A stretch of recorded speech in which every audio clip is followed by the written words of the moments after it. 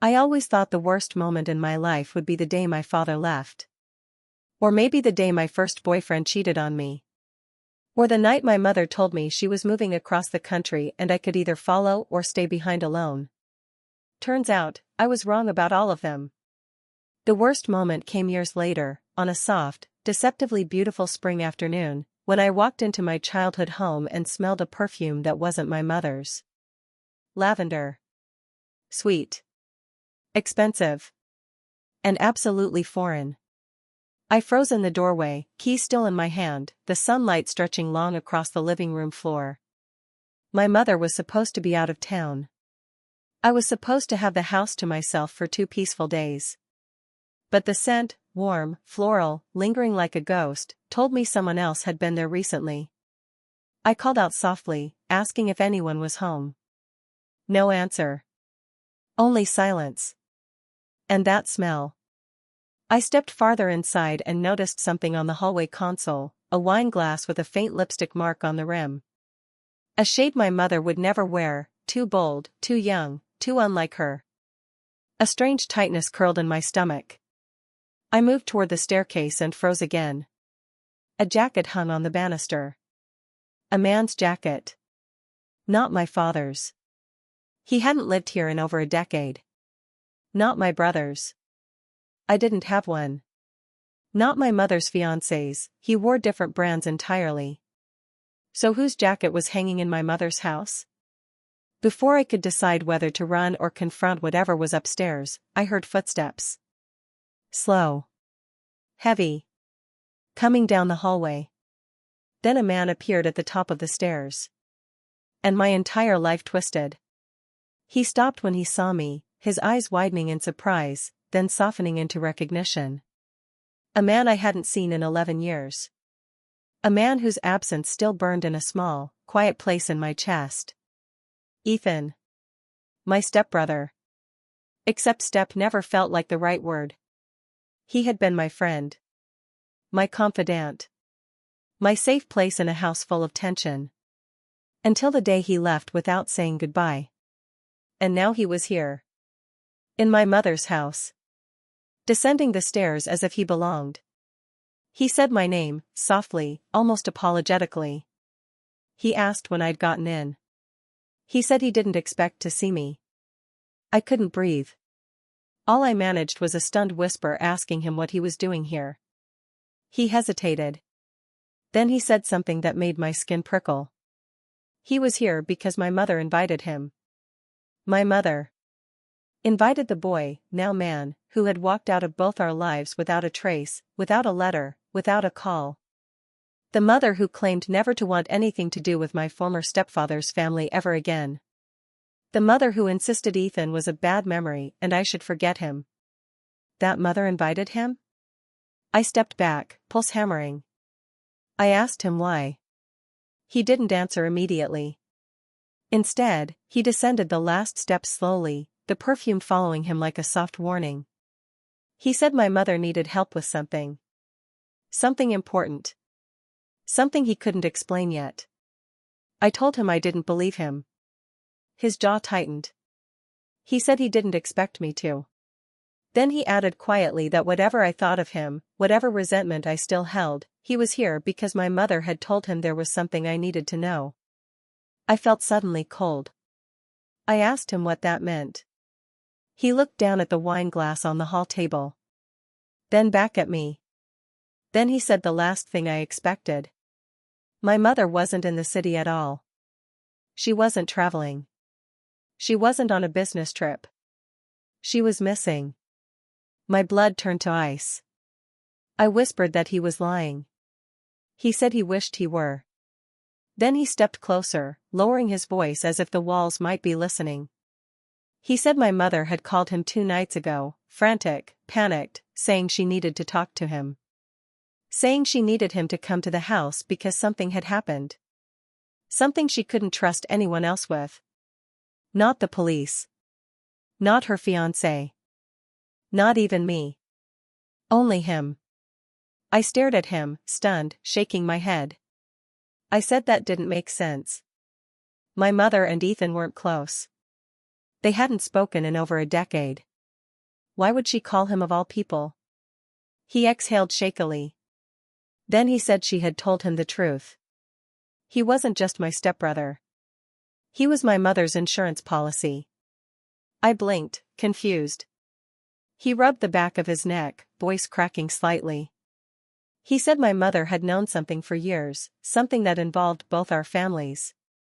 Something our parents had kept hidden from us. Something my mother said was finally catching up. She wanted to tell him the truth before it caught all of us. But she never showed up to their meeting. And she hadn't answered her phone since. My knees felt weak. I told him to stop. I told him to tell me exactly what she had said. He looked at me with the same expression he had the night he left years ago, full of fear, guilt, and something like sorrow. He said my mother had called him her last witness. Then he reached into his jacket.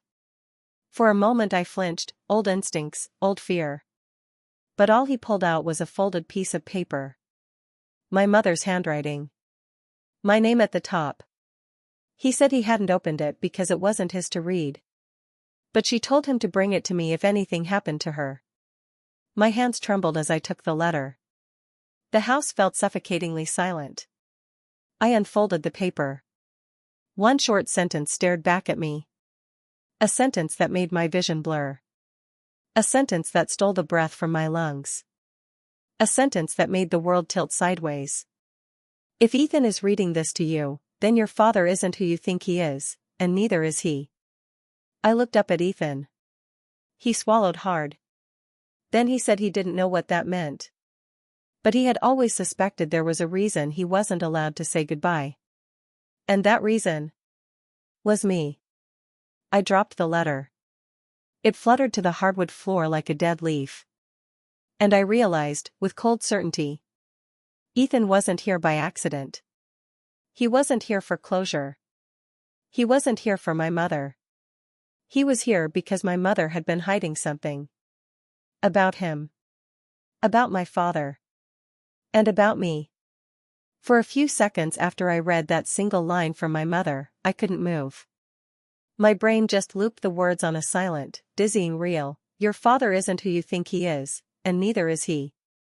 The letters blurred, the room seemed to sway. I felt like the floor under my feet wasn't entirely solid.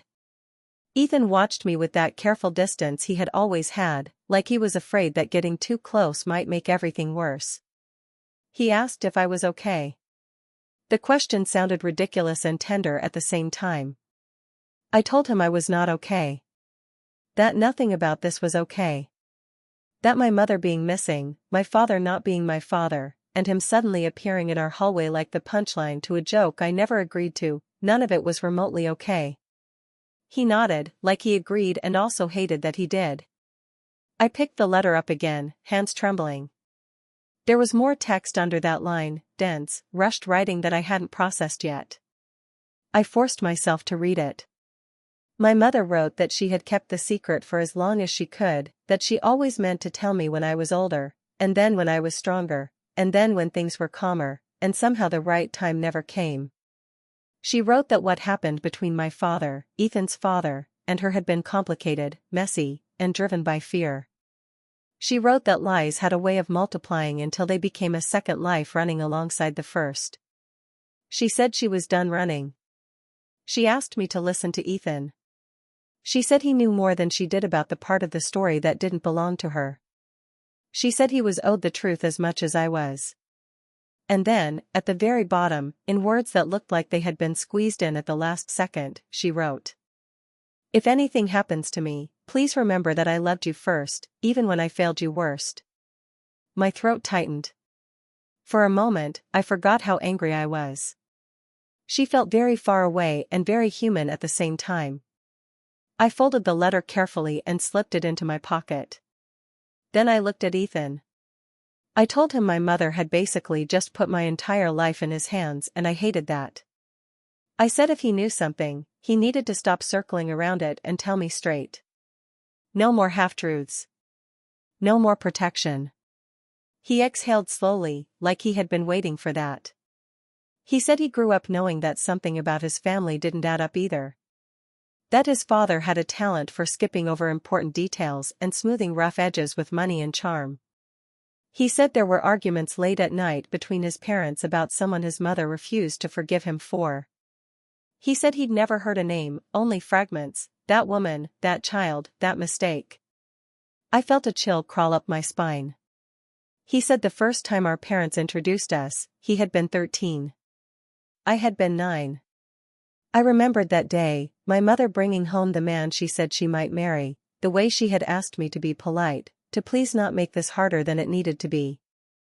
I remembered Ethan stepping into the hallway behind his father, taller than I expected, with sad eyes that seemed older than his age. He said when he saw me that day, something strange happened. His mother went very quiet. His father's smile became too bright. My mother's hand on my shoulder turned into a grip.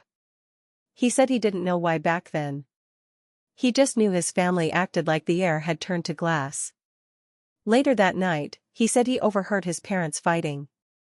His mother had accused his father of bringing his past into their home. His father had told her not to use words she could never take back. His mother had said she wouldn't live with his ghosts. His father had said the past was buried. Ethan said he started to wonder if I was part of that past. I felt my heart pounding in my ears. I told him that sounded like the setup to one of those cheap talk show revelations, and I wasn't interested in melodrama, I wanted facts. He nodded and said he didn't have proof. Not then. Just suspicion and a father who shut down any question with anger or charm. But years later, after my mother and his father split, after he left our house for the last time, he found something. He had been packing up his room, going through an old box of documents his father had given him access to, a box that was supposed to contain school certificates and sports photos. Tucked between folders, he found a copy of a paternity test. He paused there, watching my reaction. I felt my stomach twist. I asked whose names were on it. He said his father's and a line that had been blacked out with permanent marker. But the date matched one thing perfectly, my birthday. My breath hitched. He said he confronted his father about it once, years after he moved out. His father brushed it off, said it was nothing, an old legal nuisance that meant nothing anymore. He said some man made mistakes, tried to do the right thing, then got punished for it, and he wasn't in the mood to rehash old sins. I asked if his father ever mentioned my mother. Ethan said not by name. But he had said my father's name. Once. By accident. My father's name. Not his. The world blurred for a moment. I staggered backward until my shoulder hit the wall. I told Ethan that none of this explained why my mother would call him now after all these years. Why she would ask him to come. Why she would disappear before he arrived. He said he thought she was scared. Not just of her own past, but of someone revisiting it. He said his father had recently been sued over an old business deal gone bad. Lawyers had started digging through his history. Maybe someone had pulled the paternity test as part of discovery. Maybe the past she had buried was about to become paperwork in a courtroom. He said when his father got served those papers, he became obsessed with what else could come out and who might come knocking. He started talking about leverage. Insurance. Witnesses. I glanced toward the kitchen, suddenly aware of how empty the house felt. My mother's plants on the windowsill. Her mug on the counter. Her coat missing from its hook. I said she called him her insurance policy. He nodded. He said she told him that if things went wrong, he was the only one who could explain the part of the story she couldn't. The part that connected our fathers. The part that made sense of my entire childhood, feeling like I was always standing in the doorway of two different lives. I asked him what part that was. He swallowed hard. He said that as far as he knew, my father and his father had been involved with my mother at the same time. The sentence landed like a slap. I laughed. It was an ugly, dry sound. I said that was impossible. My parents' timeline was solid in my head, their first date, their wedding, their first big fight. There was no space for some secret triangle. He said that was what he thought too until he saw a photo in one of his father's old albums. My mother, laughing in a crowded bar, sitting between the two of them, my father on one side, Ethan's father on the other. All three looked younger, wilder, not yet pinned down by mortgages and guilt. He said the photo was dated a year before I was born. I stared at him, feeling like my skin was 2 sizes too small. I asked if he was telling me that I might be his half-sister. The words felt sour in my mouth. He winced. He said he had spent years trying not to think about that. The idea had made him sick. He said that was one of the reasons he left so abruptly. Because staying, with that question hanging over him, had felt unbearable. The room seemed to tilt. I walked toward the window, trying to focus on something solid, the neighbor's car, the tree in the front yard, the faint reflection of my own pale face in the glass. I said if he thought that was a possibility, why didn't he tell me? Why leave me in silence with a vanished stepbrother and parents who pretended everything was normal? He said he had been 20 and useless at dealing with feelings that complicated. He said he had convinced himself that if he disappeared, it would simplify things. No messy attachments. No lines blurred. I wanted to be furious. I was. But under the anger there was something else, a slow, exhausted sadness that he had chosen absence over truth. Just like our fathers. I turned back to him. I said speculation wasn't going to give me answers. I needed real information. Paternity tests. Legal documents. My mother's side of the story. His father's, if he was still alive. He nodded. He said his father was very much alive. And very much still the kind of man who preferred controlling a narrative to telling the truth. I asked if his father knew he was here. Ethan hesitated just long enough to answer the question. He said yes. He said when my mother called him 2 nights ago, she had been panicked. He had gone to see his father afterward to ask what the hell had happened between them and my parents. His father had given him a look he couldn't read and told him that digging up the past would only make him lose people he still cared about. Then he told him if he insisted on going to see us, he should at least be careful and not sign anything. I frowned. Sign anything? Ethan nodded. He said his father had warned him that my mother might try to drag him into legal trouble, that she might claim paternity, that she might be trying to secure money or protection. He said he didn't believe all of that, but he also knew his father didn't get nervous easily. I looked at the letter again. My father isn't who I think he is, and neither is he. A thought slid into place, unwelcome and sharp. I asked Ethan if he was sure his father was the only one who might not be who we thought he was. He blinked. I said my mother's wording was strange. She didn't just say my father wasn't who I thought. She added that Ethan wasn't either. He swallowed. He said he'd noticed that too. I told him I was done speculating in my mother's empty hallway. I needed to know where she was. I asked if he had checked hospitals, hotels, the usual disaster list. He said yes. No accidents. No admissions. No credit card activity. No calls from her phone since the night she rang him. I felt nausea swirl in my stomach. I told him we should call the police. Report her missing officially. He said he had tried. They had asked questions. Had there been an argument, any mental health issues, any reason to suspect she might have left voluntarily? He had explained, awkwardly, that she had called him saying she was in trouble but hadn't given specifics, and that they weren't technically related anymore. They had logged it but said without more evidence or a longer time frame, she might just be taking a break. I wanted to scream. Instead, I said we were going to the last place she might have gone, her office. My mother worked as an office manager for a mid-sized real estate firm in the city. She had been there for as long as I could remember, her life measured in spreadsheets and property listings. If something had frightened her enough to run, maybe it had started there. Ethan agreed. He said he had his car outside. A part of me wanted to refuse, to drive myself, to reassert control in any way I could. But my legs still felt shaky, and the idea of being alone right then made my chest tighten. So I let him drive.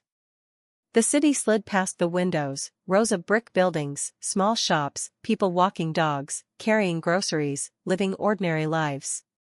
My life had felt ordinary too until an hour ago. Now every memory seemed suspect. We didn't talk much during the drive. There was too much to say and no safe starting point. When we reached my mother's office building, a rectangular glass structure with a bland lobby, I recognized her hatchback parked in the lot. My heart jumped. I said maybe she was here, working through something, ignoring calls the way she did when she was stressed. We went inside. The receptionist recognized me and gave me a strained smile, saying she was surprised to see me home.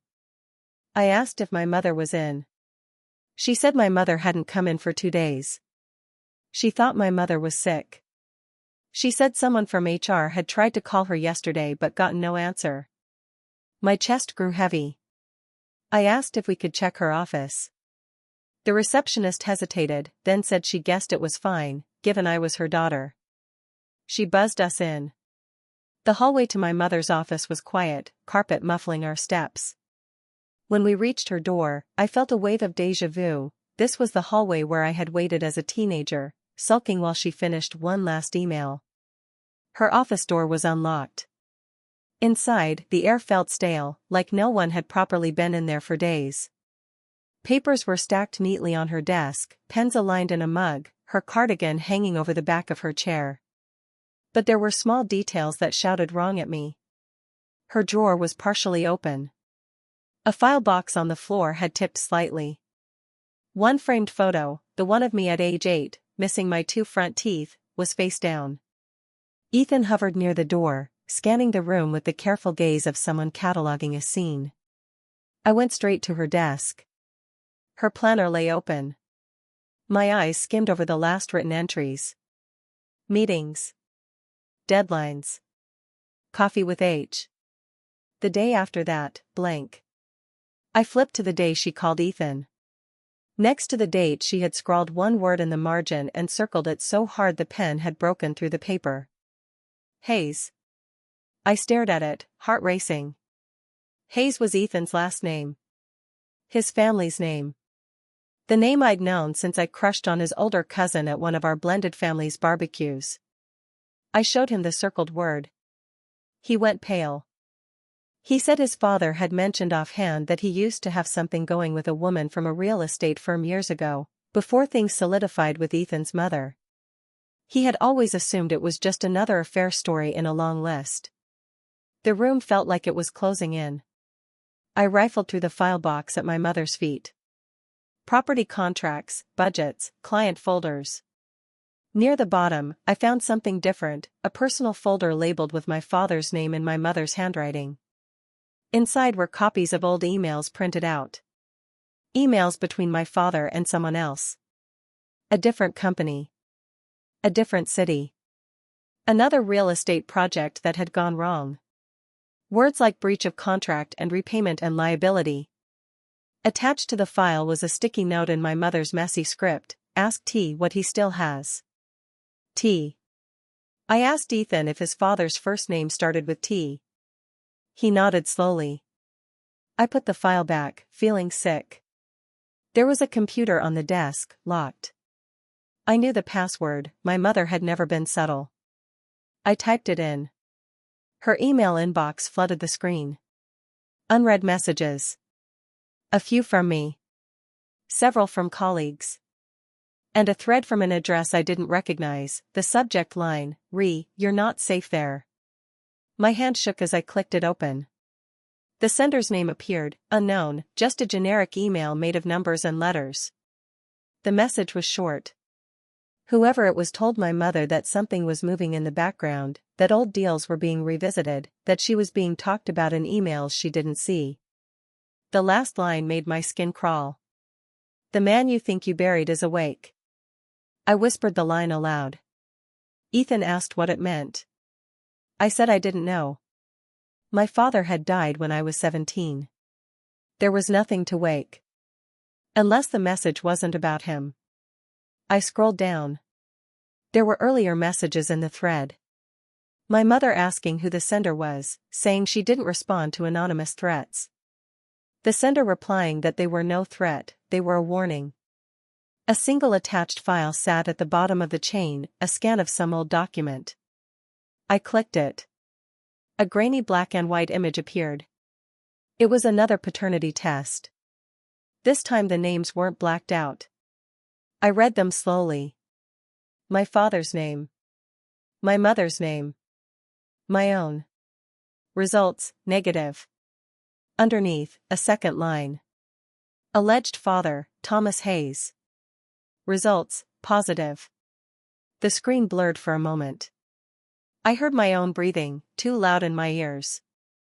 My mother had known. She had taken the test. They had confirmed it. My father wasn't my father. Ethan's father, no, not his father. His uncle? A cousin? The Hayes tree had more than one Thomas, I remembered vaguely from old conversations. I asked Ethan what relatives he had named Thomas. He said his father and his father's younger brother. The younger one had died years ago, he thought. The older one was very much alive. The file name of the attached image included a year before I was born and a hospital name. I clicked back out, heart hammering. My mother had gone looking for the truth decades ago. She had gotten it. And then she had lied to everyone, including herself. I felt the urge to scream, to throw the computer, to tear down every framed photo in the office. Instead, I stood very still. I asked Ethan who would send my mother that file now, after all this time. He said there were only a few people who had access to that kind of paperwork, lawyers, hospital administrators, or someone who had been snooping in his family's archives. He said his father had a younger relative who worked in his company's legal department. Someone ambitious. Someone who liked leverage. I asked if that someone had a reason to stir all of this up. He said yes. Because if the paternity test was real and my father wasn't my father, then I wasn't just an emotional complication. I was a potential claimant. To something valuable. Maybe shares. Maybe property. Maybe a part of the Hayes legacy someone else had been counting on. I remembered my mother's letter calling Ethan her insurance policy. Maybe she hadn't meant emotional support. Maybe she had meant literally, someone who could testify, confirm, or deny claims about the Hayes family if this turned into a legal war. I closed the email, closing my eyes for a second. When I opened them again, I saw another unread message at the top of her inbox. The subject line punched the air from my lungs. Your daughter doesn't know. It was sent the same night my mother called Ethan. From the same anonymous address. I opened it. The sender told my mother that if she didn't tell me the truth soon, someone else would. That I had a right to know why my childhood felt like a patchwork. That if she didn't protect me, I would become collateral when the Hayes family decided what to do about the old test. At the end was one more line. He is already in your city. I stared at the timestamp. 9 minutes before my mother phoned Ethan. My chest tightened. I turned to him and said that whoever this anonymous person was, they were forcing her hand. Forcing everyone's. Pushing the secret into the light. He asked if I recognized anything in the writing style. Any turn of phrase my mother would react to. I shook my head.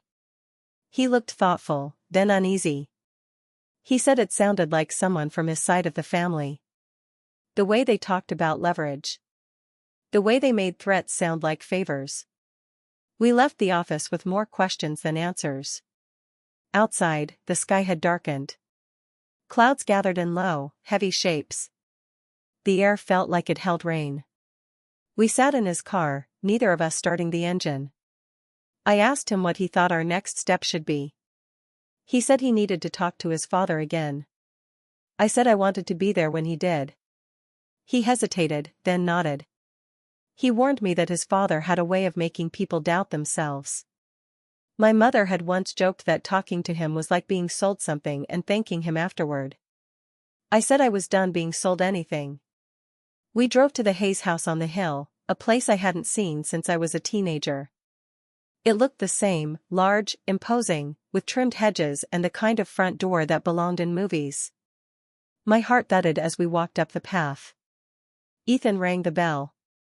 We heard footsteps. The door opened.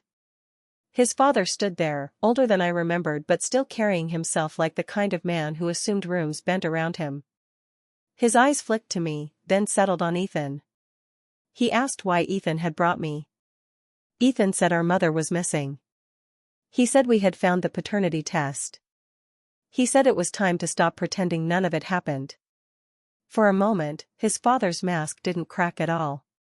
Then he smiled lightly, as if we had just brought up an old, embarrassing story at dinner. He said of course it happened. Of course there was a test. Of course there were regrets. But that was all ancient history. I stepped forward, my voice shaking but clear. I said ancient history had a way of bleeding into the present. I asked him bluntly whether he was my biological father. The word biological tasted clinical, wrong, but I needed precision. He looked at me for a long time. Then he said no. No. The answer hit me like a door slamming. I asked if he was lying. He said he wasn't. He said he had made mistakes with both my mother and my father. He said there had been overlapping loyalties, complicated loyalties, drunken nights, stupid decisions. He said the test had been run because my mother had been unsure. He said the result had been negative. I asked if he was sure. He said he was. I asked why his relative would send my mother a test that said positive. He blinked. Then laughed softly. He said because leverage worked better when people were afraid. I stared. He added that his younger brother, also named Thomas, had always been better at scheming than he was.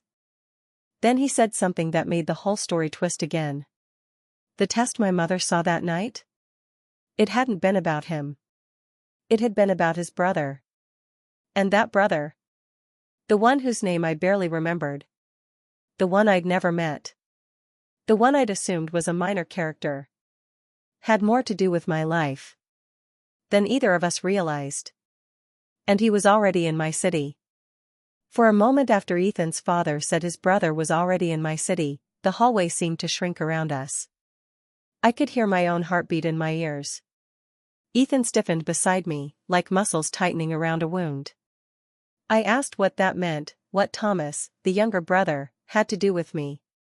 Ethan's father crossed his arms with a casualness that didn't fit the weight of the moment. He said Thomas had always been trouble. Charming trouble, the kind people underestimated until it was too late.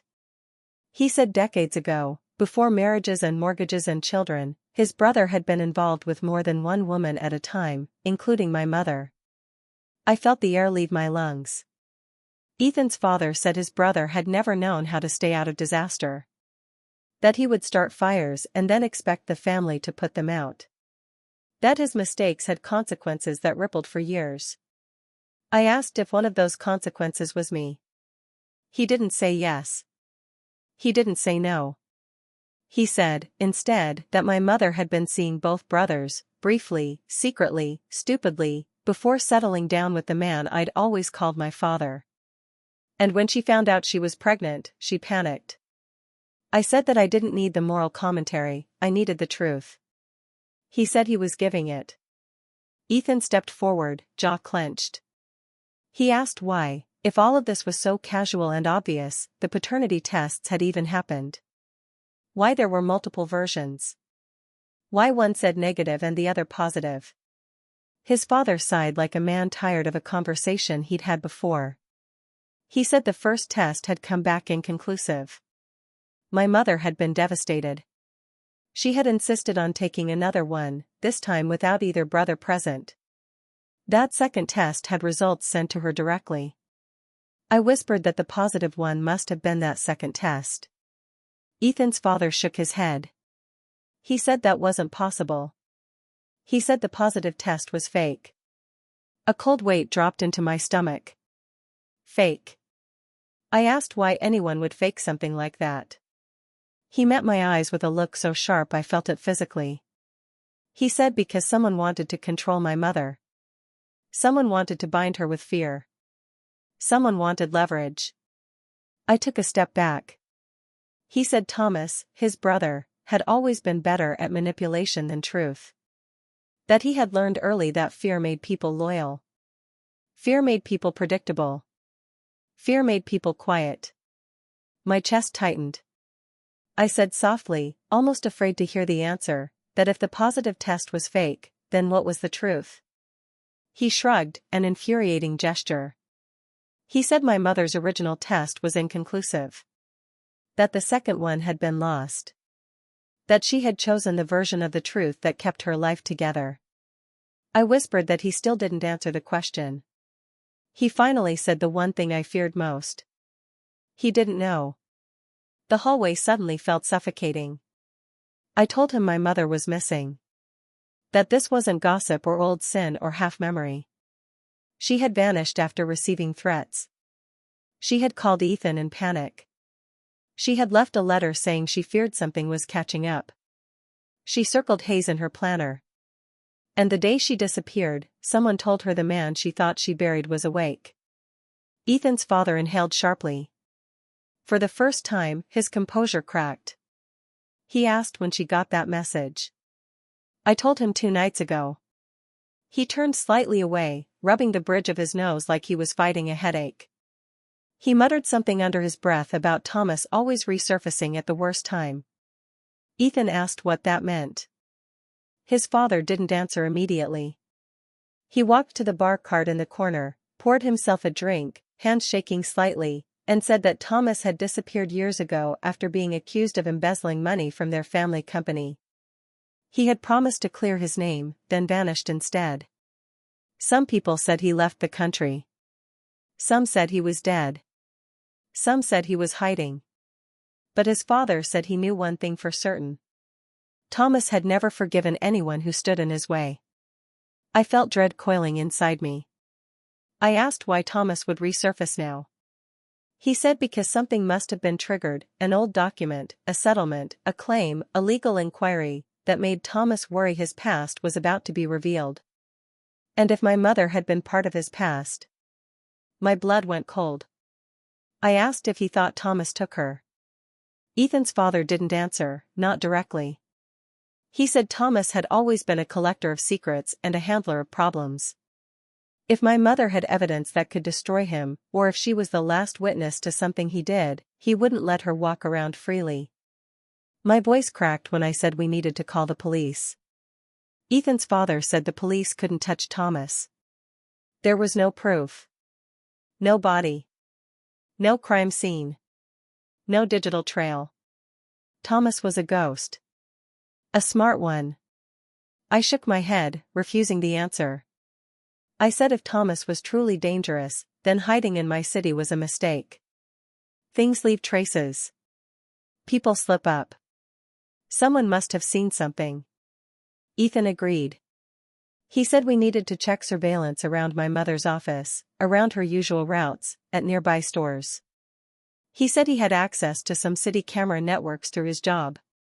He said he could start there. I asked if Thomas would still be in the city. Ethan's father said if he was smart. Yes. Thomas would want to monitor everyone. Me. My mother. The Hayes family. The office. Loose ends. And right now, I was the largest loose end. My hands went numb. I told Ethan we needed to leave. Now.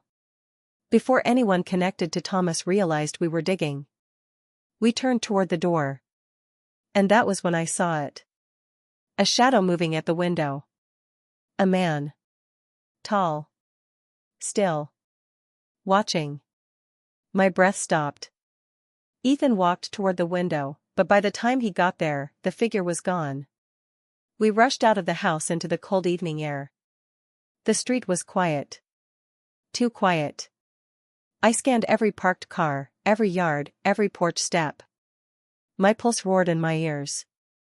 I kept telling myself I was imagining things, that grief was playing tricks on me. Then Ethan said he saw a man standing across the street earlier, before we arrived, but he thought it was a neighbor. The world tilted. We got into his car. He locked the doors immediately. For a few beats, no one talked. Then Ethan said he needed to show me something he didn't tell me earlier because he wasn't sure what to make of it. He reached into his glove compartment and pulled out a small envelope. My mother's handwriting again. He said she had left it on her porch for him. Taped under the doormat. He found it when he arrived looking for her. I stared at the envelope, afraid of whatever was inside. I opened it carefully. Inside was a single photograph. A baby. In a hospital blanket. Held by a nurse. The name on the label attached to the bassinet wasn't mine. It wasn't my mother's. It wasn't my father's. It was baby girl Hayes. I froze. My stomach dropped so violently I thought I might be sick. Ethan whispered that he recognized the nurse's uniform. It was from the same hospital where his uncle had been treated years ago. I shook my head violently. I told him this didn't make sense. He said there was more. On the back of the photo, in my mother's handwriting. She wasn't supposed to be yours. But I couldn't leave her with him. Forgive me when I'm gone. My heart cracked open. I asked Ethan what this meant. His face twisted with grief and shock. He said the only explanation was that Thomas, the younger brother, had fathered a baby with someone who couldn't or wouldn't keep the child. And my mother had taken the baby. Taken me. I pressed the photo against my chest, shaking uncontrollably. Ethan whispered that he didn't know. He didn't want to believe it. But it explained everything. The secrecy. The paternity tests. The threats. The panic. The letter calling me the reason for everything. Thomas wanted me back. Or wanted me gone. Or wanted the story erased. I was the unfinished business. I felt my soul unravel. I asked Ethan if he believed it, if he believed I was never meant to be with my family.